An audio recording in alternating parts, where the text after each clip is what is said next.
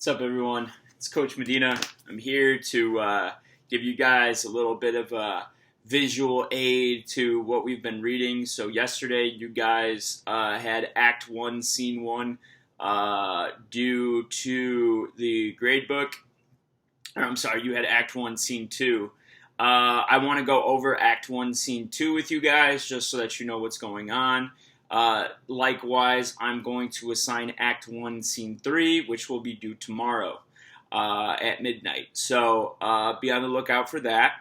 The only thing you have to do for today is to watch this video and to comment your answer to the challenge question at the end.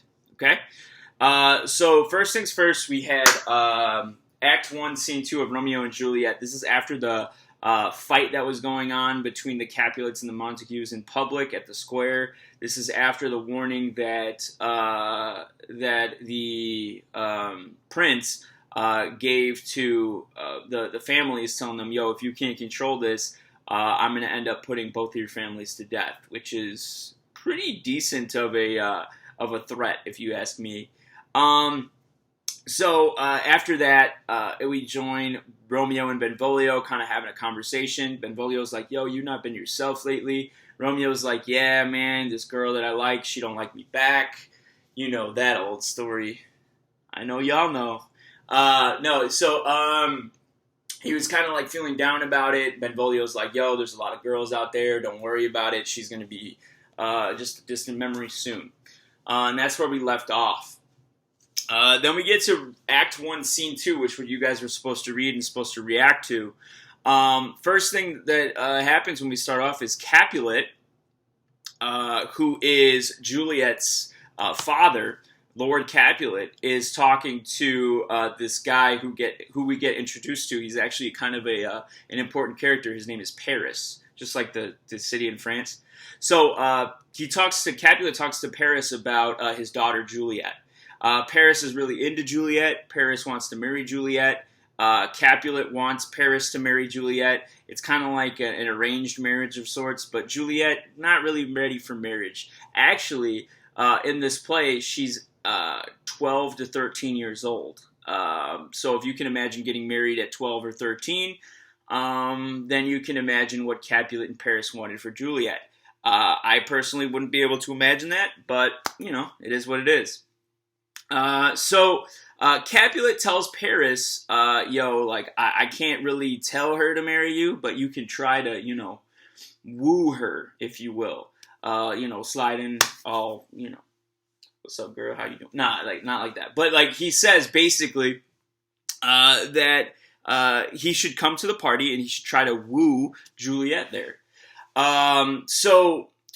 Capulet decides, all right, I'm going to send out these invitations to this big old feast that he's going to have. And anybody's going to be there. The only people who cannot come are those damn Montagues, right? And the Montagues are Romeo's people, right?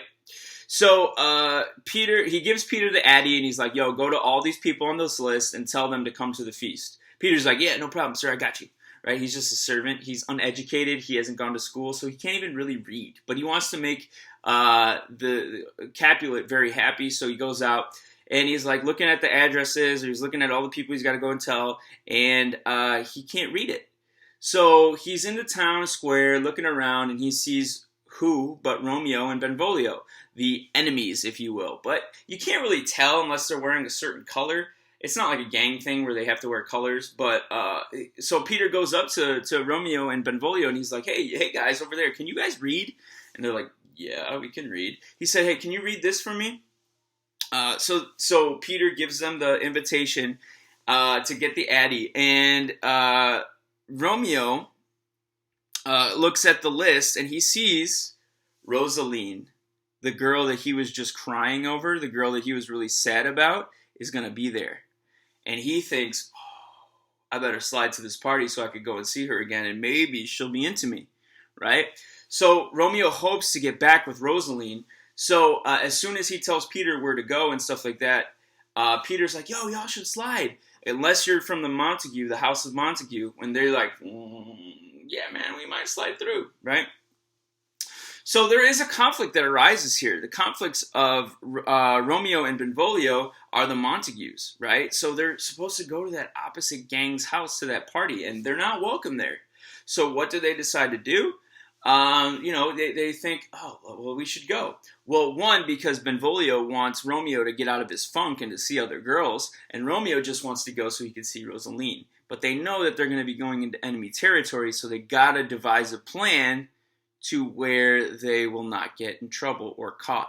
Okay, so my thoughts on it is what would happen if they get caught? They would probably be put to death, or there'd be a big rumble, right? So there's a lot of different outcomes, I guess, of it. And let's see. So yeah, I think that's the end of Act 1, Scene 2. So unless there are questions or concerns about it, you shoot me an email.